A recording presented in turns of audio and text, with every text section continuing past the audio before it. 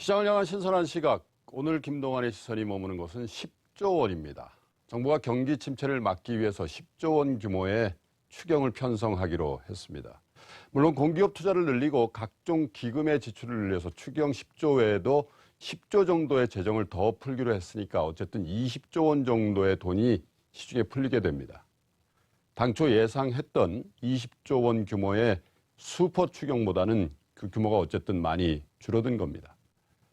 이번 정부 들어 벌써 세 번째 추경입니다. 2013년 17조 3천억 원, 작년에 11조 5천억 원입니다만 올해 추경의 성격이 다른 것은 그 규모가 조금 줄었다는 점도 있지만 추경을 위해 정부가 빚을 내지 않는다는 겁니다. 올 들어 의외로 세금이 많이 거치고 있습니다. 작년 말에 코리아 블랙 프라이데이 세일이다, 코리아 그랜드 세일이다 해서 얼마나 많은 세일들을 했습니까? 이때 늘어난 매출에 부가세를 올해 들어 낸 거죠. 또 작년 말에 올 들어 주택담보대출 좀 조일 거라고 하자 빚내 집 사는 사람들이 늘면서 주택거래가 또 많이 늘었습니다. 양도소득세 많이 늘었다는 얘기입니다. 기업들은 투자를 줄이고 내핍 경영을 하면서 장부상에 어쨌든 흑자가 늘어났습니다. 법인세도 많이 늘었다는 얘기죠. 이렇게 늘어난 세수 한도 내에서 추경을 하겠다는 계획이 나온 겁니다. 정부가 살림을 잘 살아서 거친 세금 내에서 지출하는 균형 재정을 하면 칭찬받아야 마땅합니다.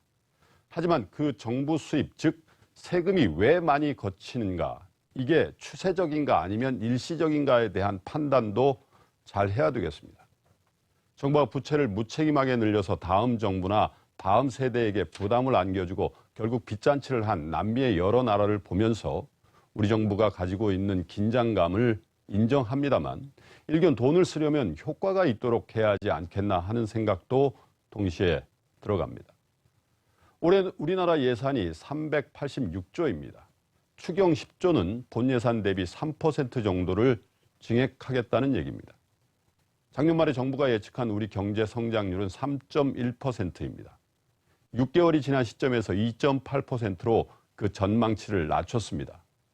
지금 막 벌어지고 있는 브렉시트의 악영향은 고려치 않았다는 전제로 한 것이기도 합니다. 국책연구기관을 포함한 경제 전망기관들은 한결같이 정부의 전망치보다 훨씬 낮은 경제 성장률 예측치를 내놓고 있습니다.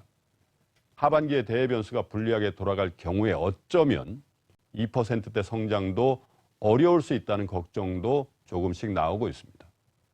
수입과 지출을 딱 맞춰서 살림을 사는 것도 정부가 해야 할 중요한 일입니다만 앞으로 더 잘 살기 위한 투자도 과감하게 해야 하는 것도 잊지 말아야겠습니다.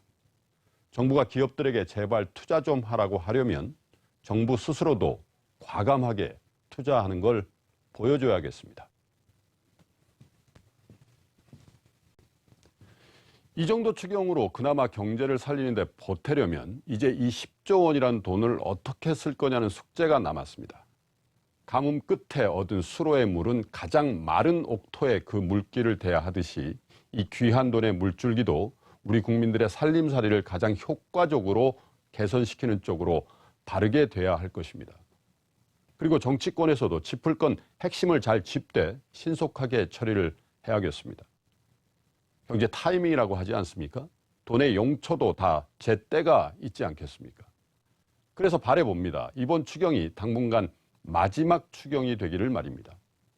더 이상 돈을 더 풀지 않아도 잘 굴러가는 경제. 사실 이게 정상인 겁니다. 지금까지 김동완의 시선이었습니다.